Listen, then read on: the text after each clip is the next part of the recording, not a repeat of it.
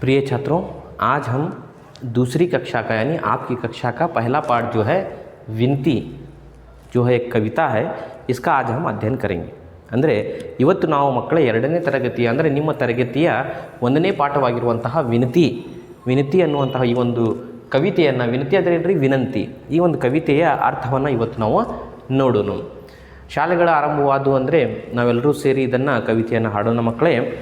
ಅಲ್ಲಿಯವರೆಗೆ ಈ ಒಂದು ಪದ್ಯದ ಅರ್ಥವನ್ನು ಇವತ್ತು ನಾನು ನಿಮಗೆ ಹೇಳ್ತೀನಿ. ಸೊ ಈ ಒಂದು ಪಾಠ ಅಥವಾ ಪದ್ಯವನ್ನು ಹೇಳೋಕ್ಕಿಂತ ಮುಂಚಿತವಾಗಿ ತಾವೆಲ್ಲರೂ ಪುಸ್ತಕವನ್ನು ತೆಗೆದು ಈ ಒಂದು ಫಸ್ಟ್ ಪೋಯಮ್ ಮೊದಲನೇ ಕವಿತೆ ಏನದ ಅದನ್ನು ಪುಸ್ತಕ ತೆಗೆದುಕೊಂಡು ಕುಳಿತುಕೊಂಡು ಈ ಒಂದು ವಿಡಿಯೋ ನೋಡಬೇಕಾಗಿ ತಮ್ಮಲ್ಲಿ ವಿನಂತಿ ಮಕ್ಕಳೇ. ಸೊ ನೋಡಿರಿ, ಪಾಠ 1 ಪಾಠ 1 जो है बच्चों वह है विनती. तो कौन विनती कर रहा है? विनती ಅಂದರೆ ಏನ್ರಿ ವಿನಂತಿ. ಇಲ್ಲಿ ಯಾರು ವಿನಂತಿ ಅಥವಾ ಯಾರು ವಿನಂತಿಯನ್ನು ಮಾಡ್ಕೊಳ್ತಾ ಇದ್ದಾರೆ? ಇಲ್ಲಿ ಒಬ್ಬ ಬಾಲಕ ದೇವರಲ್ಲಿ, ಆ ಪ್ರಭು, ಆ ಈಶ್ವರನಲ್ಲಿ ವಿನಂತಿಯನ್ನು ಮಾಡ್ಕೊಳ್ತಾ ಇದ್ದಾನೆ. ನೋಡ್ರಿ, ಒಬ್ಬ बालक, एक बालक जो है बच्चों वह भगवान से, ईश्वर से विनती कर रहा है. हाँ, क्या विनती कर रहा है? अच्छी बुद्धि देने का, सदाचारी बनने का, इस प्रकार कई सारे गुण भगवान हमें दें, प्रदान करें, ऐसी विनती जो है एक बालक ईश्वर से, अपने परमात्मा से, अंतर्यामी से क्या है जो बच्चों वह विनती कर रहा है.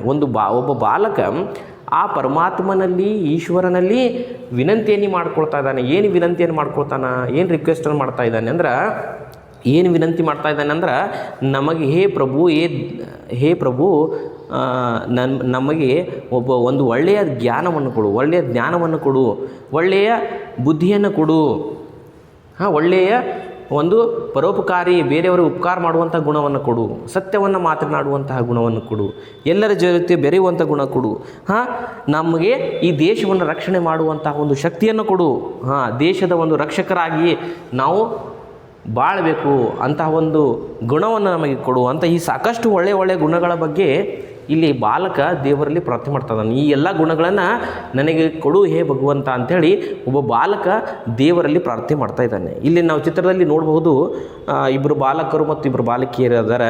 ಆದರೆ ಇಲ್ಲಿ ಬಾಲಕರು ಅಂತ ಸೂಚಿಸಿದ್ದಾರೆ, ಅದಕ್ಕೆ ನಾವು ಬಾಲಕರು ಅಂತ ತಿಳ್ಕೊಬೇಕು. बालक विनती कर रहा है, तो कौन विनती कर रहा है? बालक. तो देखिए, हे प्रभु हम बालकों को बुद्धि इतनी दीजिए. ನೋಡ್ರಿ, ಕವಿತೆ ಆರಂಭ ಮಾಡೋಣ. ಹೇ ಪ್ರಭು ನಮ್ಮೆಲ್ಲ ಬಾಲಕರಿಗೆ ಇಂತಹ ಒಂದು ಬುದ್ಧಿಯನ್ನು ಕೊಡು. ನೋಡ್ರಿ, ಬುದ್ಧಿ ಇತನಿ ದೀಜೆ, ಇಷ್ಟು ಬುದ್ಧಿ ಕೊಡು. ಏನು ಬುದ್ಧಿ ಕೊಡಬೇಕು? ಸತ್ಯಕ್ಕೆ ಪಥ ಪರ್ ಚಲೆ. ನೋಡ್ರಿ, ಹೇ ಪ್ರಭು ನಮ್ಮೆಲ್ಲ ಬಾಲಕರಿಗೆ ಇಂತಹ ಬುದ್ಧಿಯನ್ನು, ಇಷ್ಟು ಬುದ್ಧಿಯನ್ನು ಕೊಡು. ಇಷ್ಟು ಬುದ್ಧಿ ಅಂದರೆ ಏನ್ರಿ? ಬುದ್ಧಿ ಅಂದರೆ ಜ್ಞಾನ, ಯೋಚನೆ ಮಾಡುವಂಥ ಒಂದು ಶಕ್ತಿ. ಇಂತಹ ಜ್ಞಾನವನ್ನು ಕೊಡು, ಇಂತಹ ಒಂದು ಬುದ್ಧಿಯನ್ನು ಕೊಡು. ಸತ್ಯಕ್ಕೆ ಪಥ ಪರ್ ಚಲೆ. ನೋಡ್ರಿ, ಪಥ ಅಂದರೆ ಏನ್ರಿ? ಬುದ್ಧಿ ಅಂದರೆ ಜ್ಞಾನ ಆತು. ಪ್ರಭು ಅಂದರೆ ಹೇ ಪ್ರಭು ಅಂದರೆ ಹೇ ಈಶ್ವರ ಪರಮಾತ್ಮನಿ ಅಂದಂಗೆ. ಸತ್ಯಕ್ಕೆ ಪಥ ಪರ್, ಸತ್ಯ ಅಂದರೆ ಏನ್ರಿ? ಸಚ್ಚಾಯಿ ಅಂದರೆ ಸತ್ಯದ ನಡಿಗೆಯಲ್ಲಿ. ನೋಡ್ರಿ, ನಾವು ಸತ್ಯದ ಒಂದು ಮಾರ್ಗದಲ್ಲಿ ನಾವು ನಡಿಬೇಕು, ಸತ್ಯವನ್ನೇ ಮಾತಾಡಬೇಕು.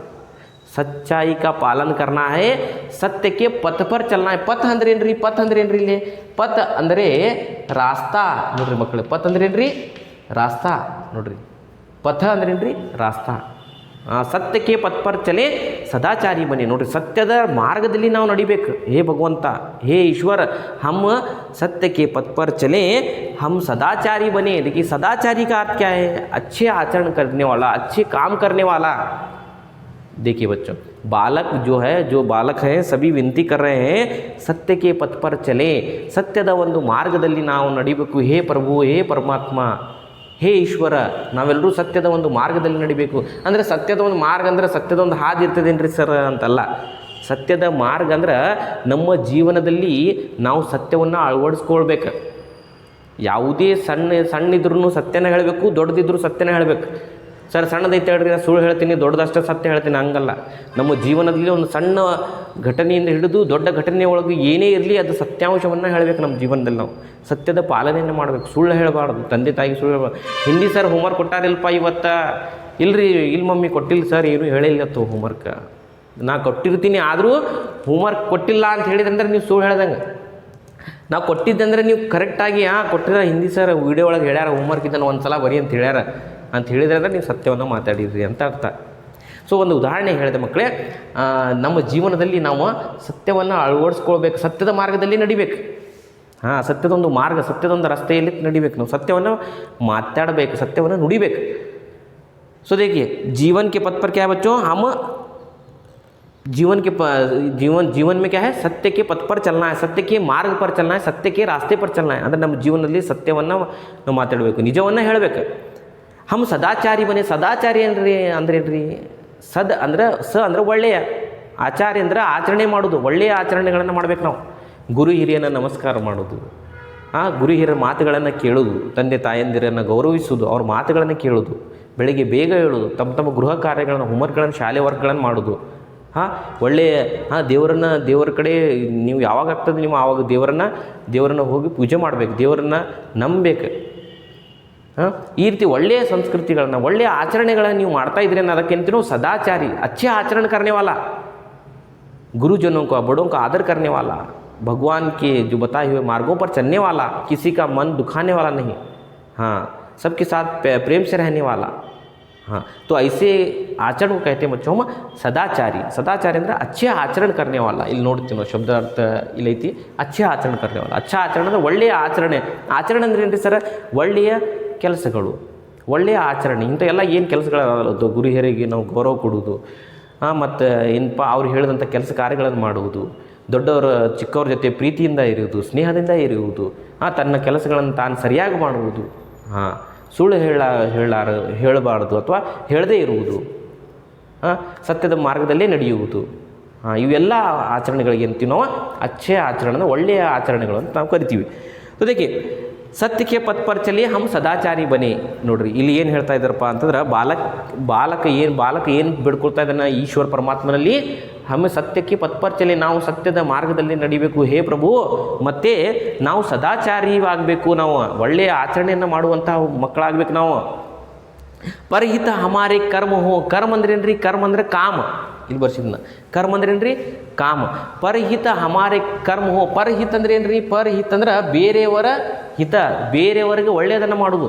ದೂಸರೋं का ಭಲಾ ಕರ್ನ ಹಮಾರೆ ಕಾಮ ಹೋ.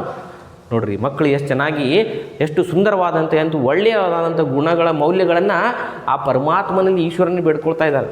ನೋಡ್ರಿ ಇಂಥ ಮಕ್ಕಳದಾರ, ಎಷ್ಟು ಸುಂದರವಾದಂತಹ ಒಂದು ಬಾಲಕರದಾರ. ಈ ಬಾಲಕರು ಎಂಥ ಒಳ್ಳೆಯ ಗುಣಗಳನ್ನು ಆ ಪರಮಾತ್ಮನಲ್ಲಿ ಈಶ್ವರನಿಗೆ ಬೇಡ್ಕೊಳ್ತಾ ಇದ್ದಾರೆ. ಏನು ಬೇಡ್ಕೊಳ್ತಾ ಇದ್ದಾರೆ ಅವರು? ನೋಡ್ರಿ, परहित हमारे कर्म हो ಅಂದ್ರೆ दूसरों का जो भला करने का जो गुण है. ಪರಹಿತ ಅಂದರೆ ಬೇರೆಯವರಿಗೆ ಒಳ್ಳೆಯನ್ನು ಮಾಡೋದು, ಬೇರೆಯವರಿಗೆ ಒಳ್ಳೆಯದನ್ನು ಬಯಸೋದು. ಇಂತಹ ಒಂದು ಕೆಲಸಗಳನ್ನು ನಮ್ಮ ಆಗಬೇಕು. ನೋಡ್ರಿ, ಬೇರೆಯವರಿಗೆ ಒಳ್ಳೆಯದನ್ನು ಮಾಡೋದೇ ನಮ್ಮ ಕೆಲಸ ಆಗಬೇಕು. ಅಂತಹ ಒಂದು ಗುಣವನ್ನು ನಮಗೆ ಕೊಡು. ಬೇರೆಯವ್ರಿಗೆ ಒಳ್ಳೆಯದನ್ನು ಬಯಸ್ಬೇಕು, ಯಾವಾಗಲೂ ಕೆಟ್ಟದನ್ನು ಬಯಸಬಾರ್ದು. ಬೇರೆಯವರಿಗೆ ಸಹಾಯ ಮಾಡಬೇಕು ನಿಮ್ಮಿಂದ ಸಾಧ್ಯವಾದಷ್ಟು. परहित हमारे कर्म हो. कर्म ಅಂದ್ರೆ ಏನ್ರಿ? ಕಾಮ. दूसरों का भला करना यह हमारा काम हो.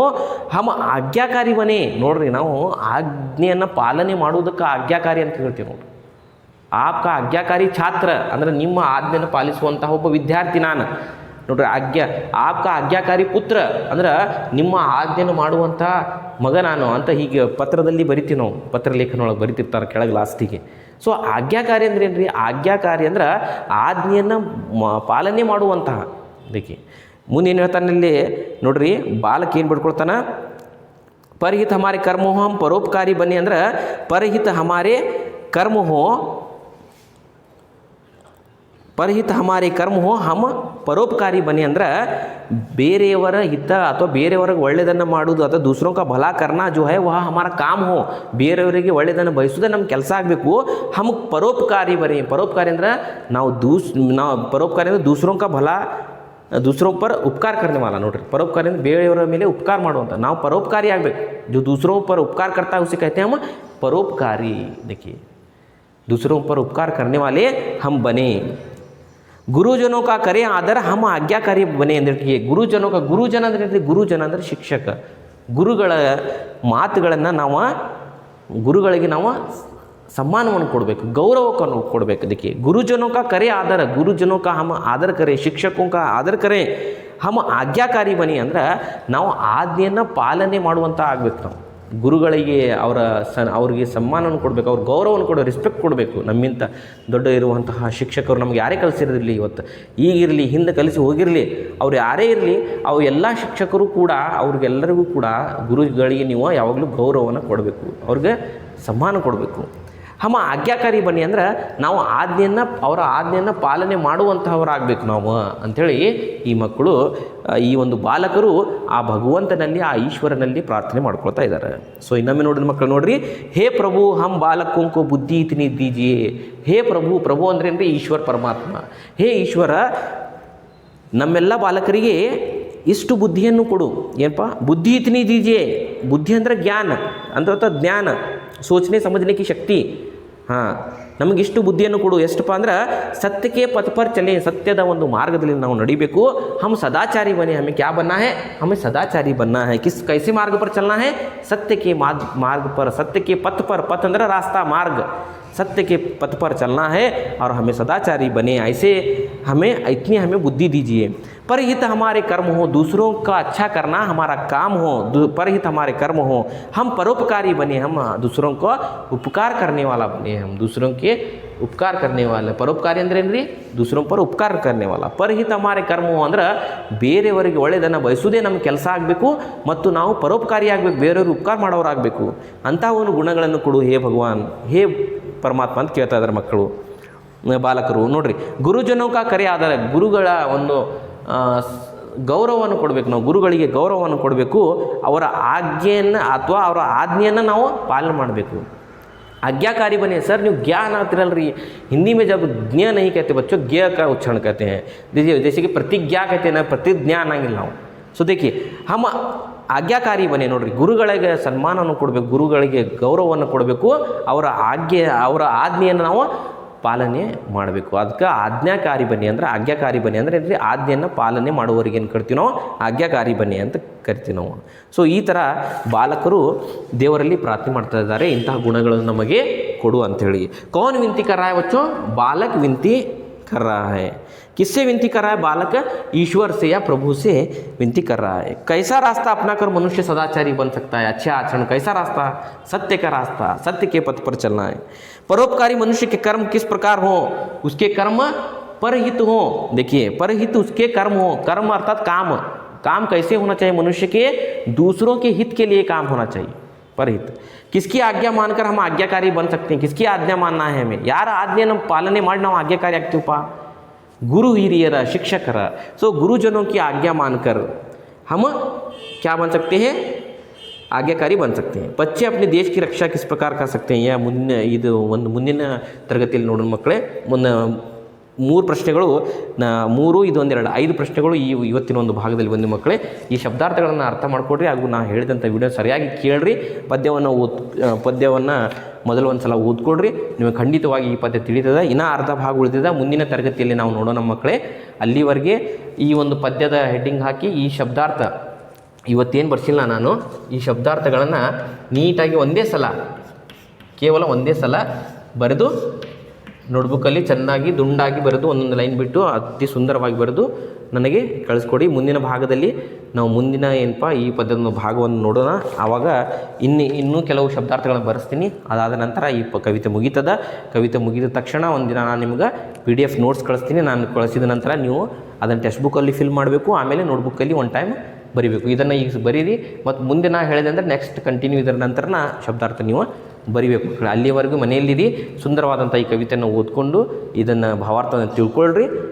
ಆಮೇಲೆ ಖಂಡಿತವಾಗಿಯೂ ನೀವು ಹೋಮ್ವರ್ಕ್ ಮಾಡಿ ಕಳಿಸಿದ್ರೆ ನಾನು ಚೆಕ್ ಮಾಡ್ತಾಯಿದ್ದೀನಿ. ನಿಮ್ಗೆ ಆಲ್ರೆಡಿ ನಿಮ್ಮ ಫ್ರೆಂಡ್ಸ್ ಕೇಳ್ರಿ, ಯಾರ್ಯಾರು ನಿಮ್ಗೆ ಹೋಮ್ವರ್ಕ್ ಕಳಿಸಿದಾರೆ ನನಗೆ ಚೆಕ್ ಮಾಡಿ ಆಗಿಂದಾಗಲೇ ಕಳಿಸಿದ್ದೀನಿ. ಸಾಕಷ್ಟು ವಿದ್ಯಾರ್ಥಿಗಳು ಇನ್ನೂ ಹೋಮ್ವರ್ಕ್ ಮಾಡ್ತಾಯಿಲ್ಲ. ದಯವಿಟ್ಟು ಹೋಮ್ವರ್ಕ್ ಮಾಡಿ ಕಳಿಸ್ರಿ. ಪಾಲಕರು ಕೂಡ ದಯವಿಟ್ಟು ಕಾಳಜಿ ವಹಿಸ್ರಿ.